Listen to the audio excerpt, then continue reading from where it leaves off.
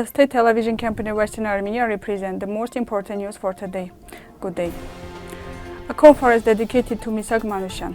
11-year-old Karlen was injured by the fire in Azerbaijan. Russian peacekeepers failed. Vahram Balayan in Artsakh. We in our place names.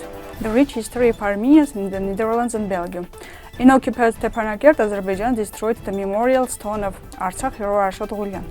On the last day of the European Weightlifting Championship, Eastern Armenia will be represented by two heavyweights. On February 23 at 20:30, we invite you to participate in the roundtable debate. The subject of the debate is From Misak Manushyan to Artsakh, Armenian Resistance Against Occupation.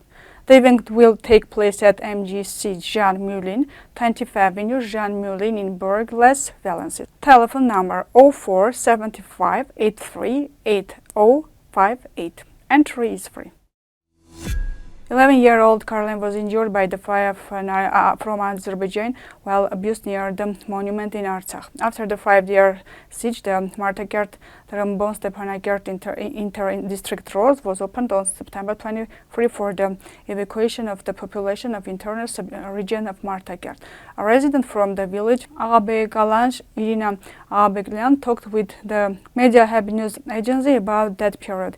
Her family also suffered during the September aggression. Before moving to Eastern Armenia, the residents were evacuated from the region, including Irina's family. For several days, they stayed at the Yerevan airport and then at the Armenian hotel in Stepanakert. However, Irina's difficulties doubled when, after the ceasefire, her son, 11-year-old Karlen Solomonian, was injured in Stepanakert.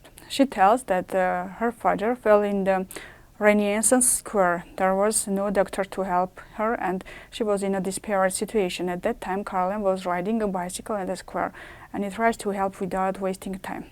He noticed a Red Cross car passing through the central avenue of Stepanakert and drove the bicycle behind the car to inform the Red Cross employees to come to help. By bicycle, he reached till the monument of Stepanakert and at the time of moment making a turn, two Azerbaijan cars parked near the monument fired at the child and the bullet hit the leg. She described all the situation, how the incident was happened. On September 29, it was Irina's turn to leave Artsakh. Arriving from Yerevan to Stepanakert by bus, the woman from Artsakh said goodbye to her birthplace with her other compatriots and came to Armenia. Irina Agatangeghos' family lives in Artsakh. Karlen's health is satisfactory now, and he attends school and has integrated into the new environment. Vahram Balayan reported as follows: Russian peacekeepers failed in Artsakh. We have to get out of that emotional situation and make a correct assessment.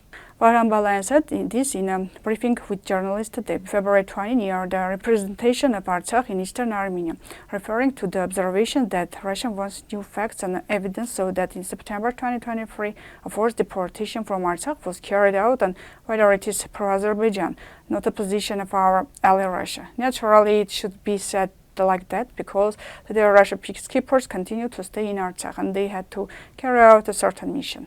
In reality, it was a genocidal act against our people and it is an obvious fact that we must present to the world, show again that our people have the right to complete return and must fight to realize that right, said Balayan.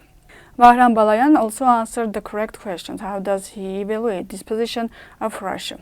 He said that he didn't know what their wish is, but we have to present these facts to the whole world. Those facts should be collected and presented to the competent authorities, to the countries interested in the issue, showing that a genocidal act was committed against these people, and entire people were removed from their homeland.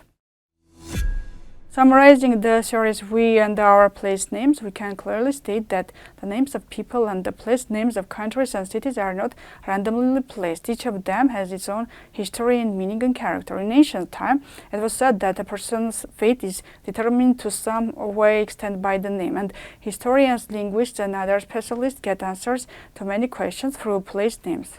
It was fact that the conquerors first changed the names of the conquered cities and territories. In this regard, Turks and Caucasian Tatars today, Azerbaijans are an exception when they tried to completely erase the Armenian trace from people's memory and historical sources. Azerbaijan has mastered and applied the experience and methods of its elder brother Turkey in the best way, and in Turkey, The Turkification and Kurdization of Armenians place names have deep roots. In this regard, the Turkization of place names in the work Ottoman Empire and Republican Turkey present their historical developments and popular methods.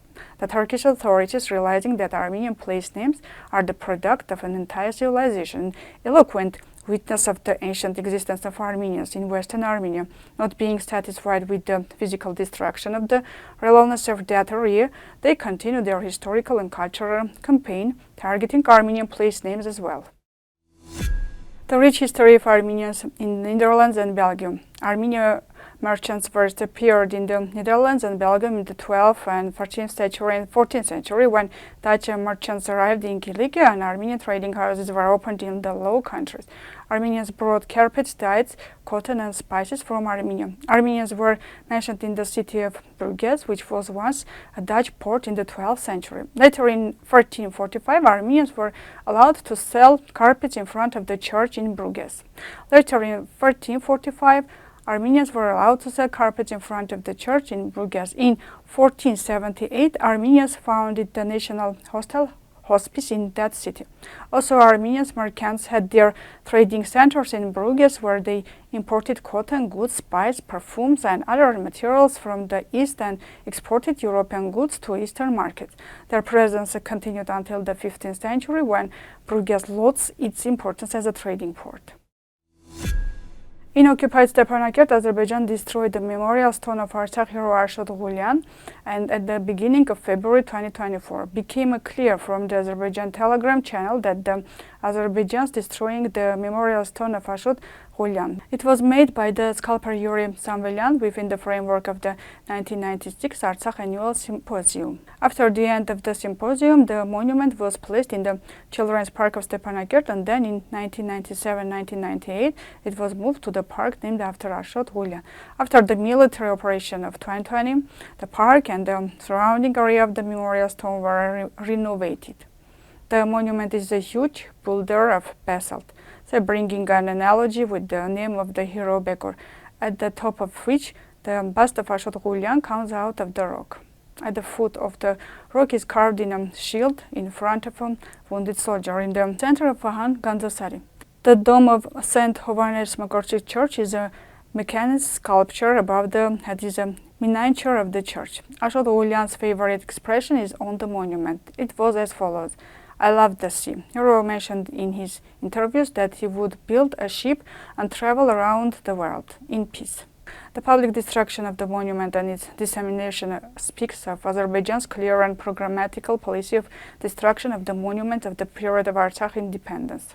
According to Article 4 of the 1954 Hague Convention of the Protection of Cultural Property in Armed Conflict, any act of vandalism, theft, robbery, misappropriation, hostility, or reprisal against the cultural heritage is prohibited.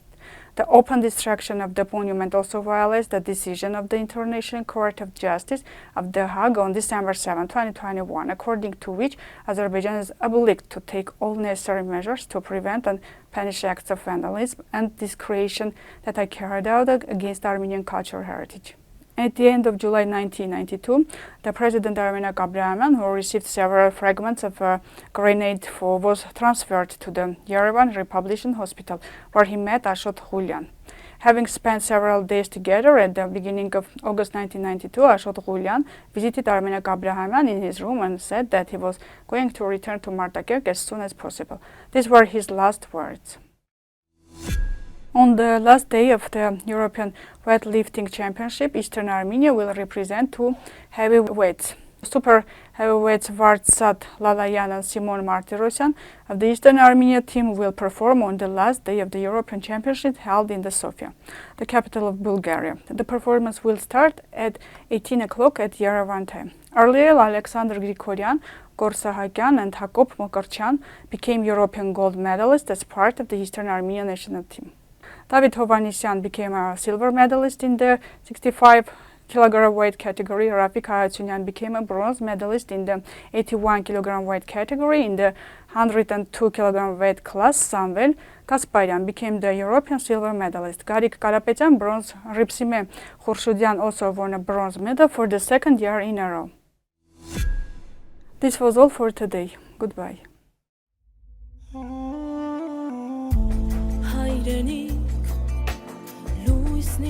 մտքի երկն իմ սրտի իմ գեղանի սուտ հողիդ կերված սարերիդ փարված ծաղկունքիդ բույրով խենթացած արփած լեռներիդ կանչով միշտ հպարտ կանգնած